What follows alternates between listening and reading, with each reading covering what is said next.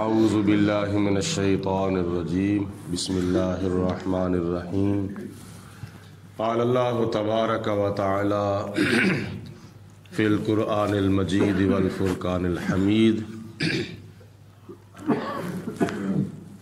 اللہ رب العالمین کی ذات بابرکات نے قرآن پاک کے 15ویں پارے کی سورۃ کہف کی آیت نمبر 32 اور اس کے ساتھ چند آیات بینات میں اللہ پاک نے دو شخصوں کی مثال اور حال بیان فرمایا ہے۔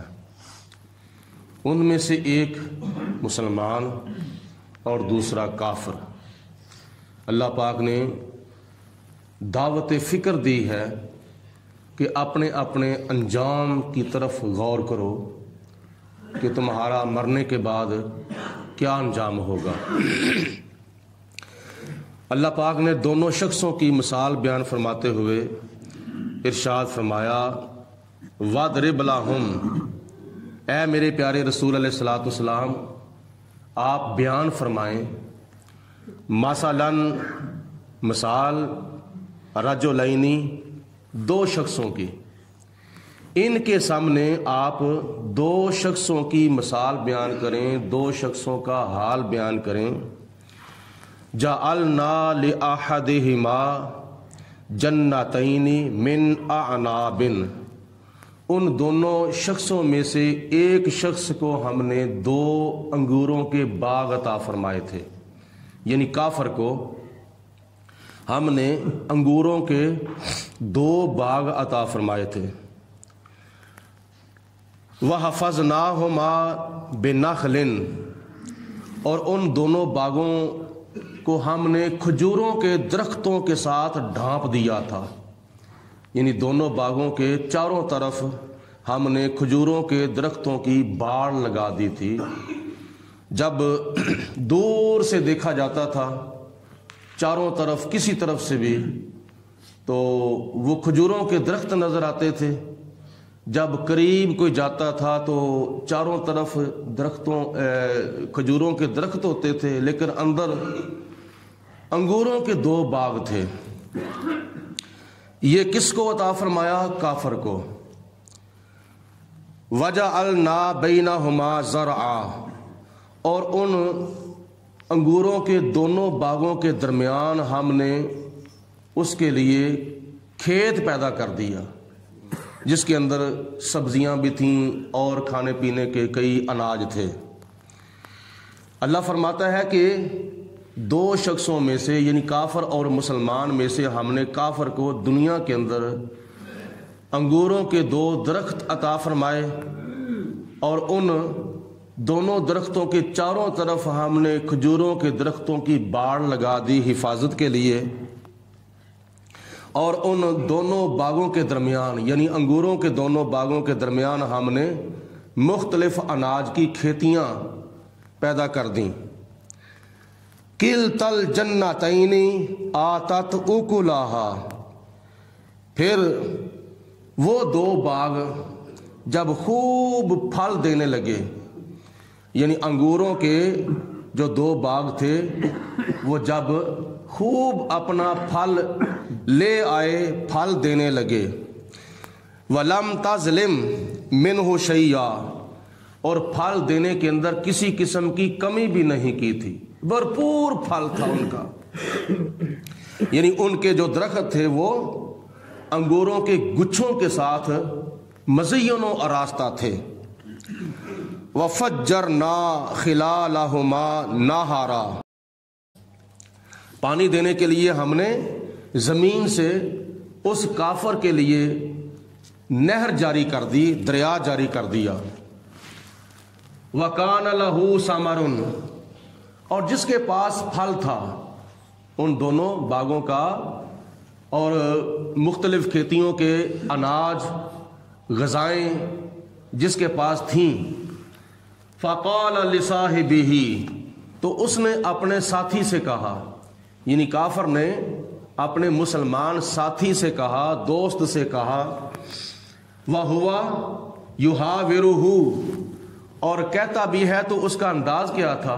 اس کا انداز تھا بحث و تکرار کا، مغرورانہ اور متکبرانہ اس کافر کا انداز تھا جو اپنے مسلمان ساتھی کے ساتھ وہ گفتگو کر رہا تھا، تو اس نے بڑی اکڑ کے، بڑے فخر کے ساتھ اور بڑے غرور کے ساتھ مسلمان کے ساتھ گفتگو کی۔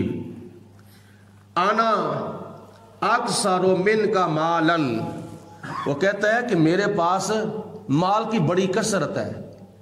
اے مسلمان، تیرے پاس مال نہیں ہے، میرے پاس مال کی بڑی کثرت ہے۔ اور کسی کے پاس، کسی کافر کے پاس مال کی کثرت کا ہونا یہ اس کے سچے ہونے کی دلیل نہیں ہے۔ صحابہ کرام کے اوپر تو اتنے امتحان آئے تھے کہ ان کے چولہوں کے اندر کئی ہفتے، کئی مہینے تک آگ نہیں جلتی تھی۔ میدان بدر کے اندر دیکھ لو، مسلمانوں نے ماہ رمضان المبارک کا 17واں روزہ رکھا ہوا تھا، اور کافروں کے پاس کھانے کے لیے اونٹ تھے، وہ روزانہ اونٹ ذبح کرتے تھے، پینے کے لیے ان کے پاس شرابیں تھیں، اور بھی کافی ان کو دنیا کی سہولتیں ملی ہوئی تھیں۔ تو کیا ان کے سچے ہونے کی دلیل تھی اور مسلمانوں کے جھوٹے ہونے کی دلیل تھی؟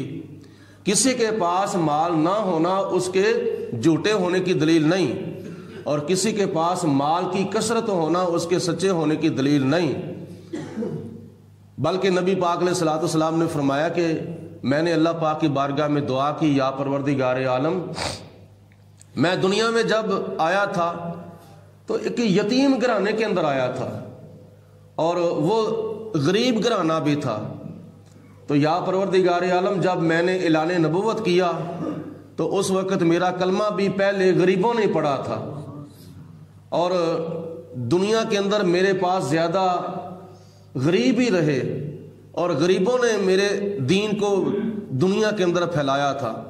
تو یا پروردگار عالم، میں تیری بارگاہ میں دعا کرتا ہوں جب قیامت کا دن ہو، اپنی قبر سے اٹھ کر میں محشر کے میدان میں جاؤں تو میرے چاروں طرف غریب ہی ہونے چاہیے۔ یہ نبی پاک علیہ الصلوۃ والسلام کی غریبوں کے ساتھ محبت ہے، پیار ہے۔ حضور علیہ الصلوۃ والسلام نے یہ دعا مانگی کہ یا اللہ، قیامت کے دن میرے قریب غریب ہونے چاہیے۔ تو وہ کہتے ہیں بڑے متکبرانہ انداز کے ساتھ، بڑے فخر کے ساتھ، بڑے غرور کے ساتھ، انا اکثر من کا مالن، میرے پاس بہت زیادہ مال ہے، میرے پاس بہت زیادہ دولت ہے، میرے پاس مال کی کثرت ہے، وَأَعَزُّ نَفَرًا، اور میرے پاس افرادی قوت بھی ہے، یعنی میرے پاس بہت سے لوگ ہیں جو میری حمایت میں ہیں، جو میری مدد کرتے ہیں، میری ہیلپ کرتے ہیں، اور وہ میرے بہت ہی کرندے ہیں، یعنی افرادی قوت میرے پاس بھی بہت ہے، مالی قوت بھی ہے میرے پاس اور افرادی قوت بھی ہے میرے پاس۔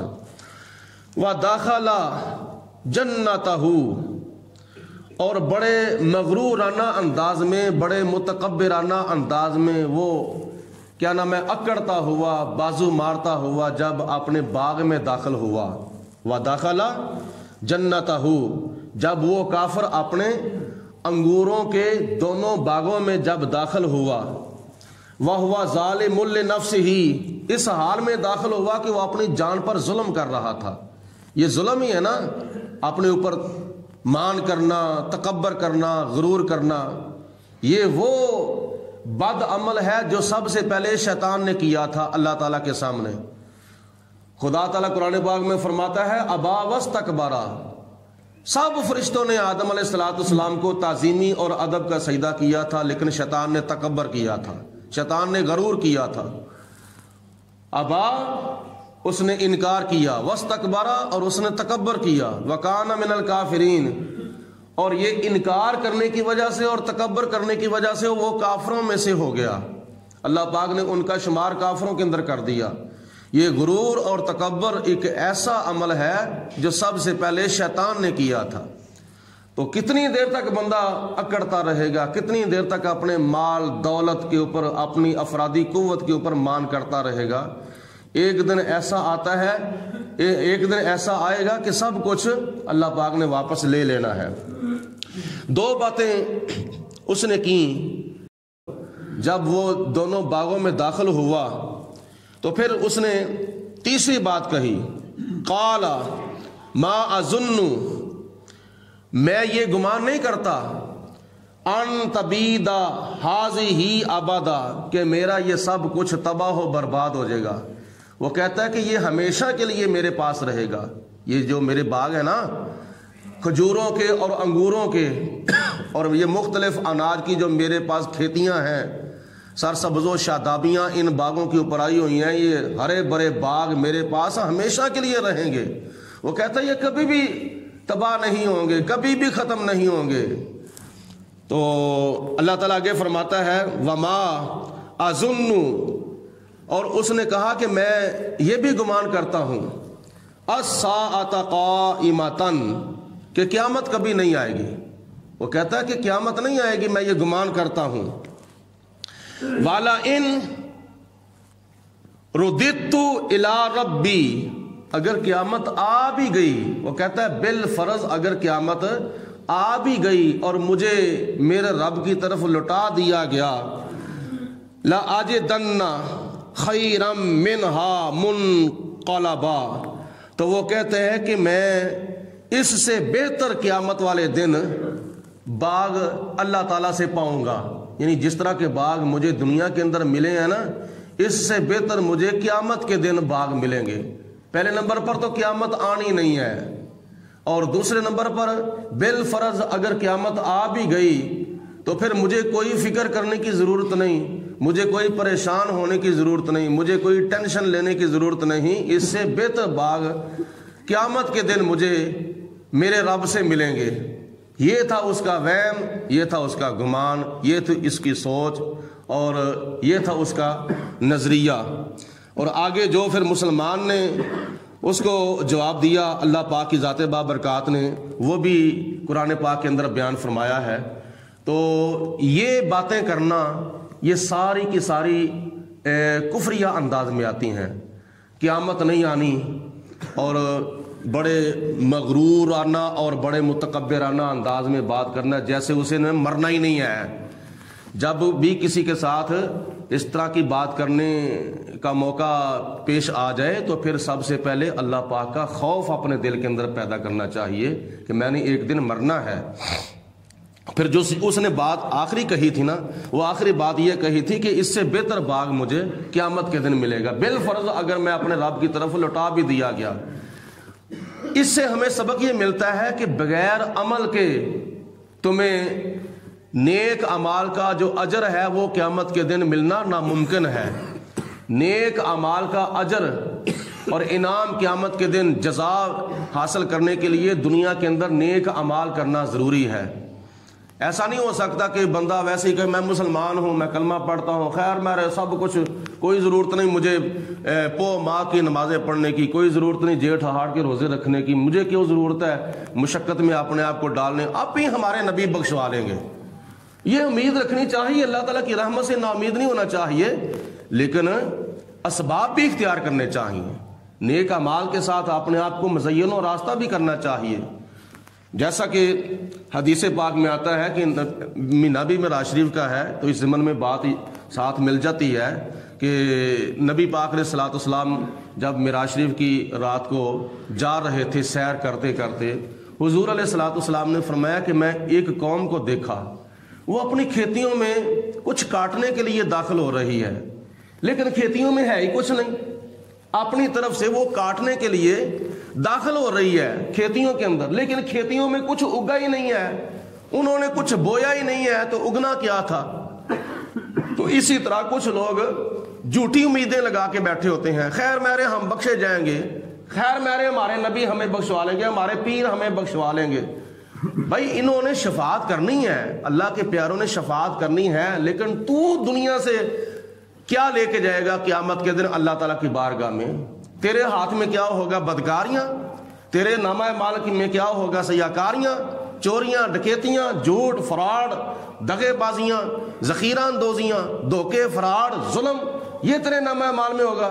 تو بخشش کی امیدیں لگا کے بیٹھا ہوا ہے۔ حضرت سیدنا صدیق اکبر رضی اللہ تعالیٰ عنہ ارشاد فرماتے ہیں کہ وہ آدمی غرق ہو گیا، جو بغیر کشتی کے دریا کے اندر سفر کرنے کے لیے جاتا ہے. دریا کے اندر سمندر میں سفر کرنے کے لیے کشتی کا ہونا ضروری ہے.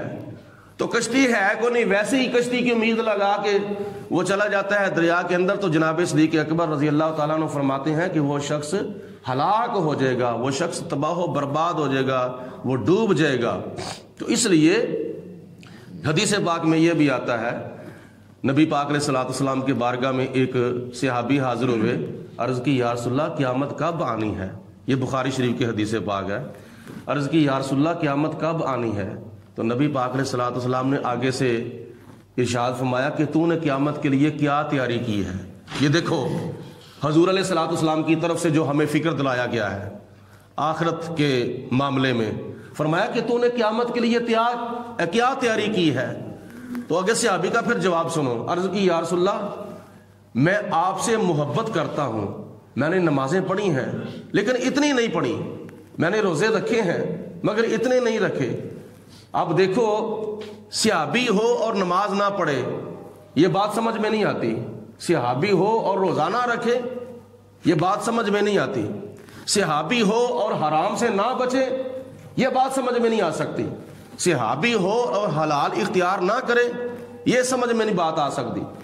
صحابہ کرام تو دن رات صبح و شام خلوت جلوت نبی پاک علیہ الصلوۃ والسلام کی ایک ایک حرکت کو دیکھتے تھے. جیسے نبی پاک علیہ الصلوۃ والسلام کرتے تھے صحابہ کرام بھی ویسے ہی کرتے تھے. یعنی ہر نبی پاک علیہ الصلوۃ والسلام والا عمل صحابہ کرتے تھے. تو یہ صحابی سے ممکن ہی نہیں ہے کہ وہ نماز نہیں پڑھتے تھے یا سستی کوتاہی کے ساتھ پڑھتے تھے. تو جو صحابی نے پھر آ کے جواب دیا تھا یا رسول اللہ میں نے اتنا کچھ نہیں کیا، اس کا مطلب یہ ہے کہ یا رسول اللہ میں نے نمازیں پڑھی ہیں مگر میں نمازوں پر مان نہیں کرتا، میں نے روزے رکھے ہیں مگر روزوں پر میں مان نہیں کرتا، میں نے حج کیے ہیں، میں نے عمرے کیے ہیں، میں نے جہاد کیے ہیں، میں نے قربانیاں کی ہیں، میں نے نیک اعمال کیے ہیں مگر میں نیک عملوں پر مان نہیں کرتا، نیک عملوں پر فخر نہیں کرتا. اگر فخر کرتا ہوں اللہ اور اللہ کے رسول کی محبت پر فخر کرتا ہوں. تو نبی پاک علیہ الصلوۃ والسلام نے فرمایا میرے صحابی تمہیں گھبرانے کی ضرورت نہیں ہے، جو بندہ دنیا کے اندر کسی کے ساتھ محبت کرے گا قیامت کے دن وہ اسی کے ساتھ ہی اٹھایا جائے گا.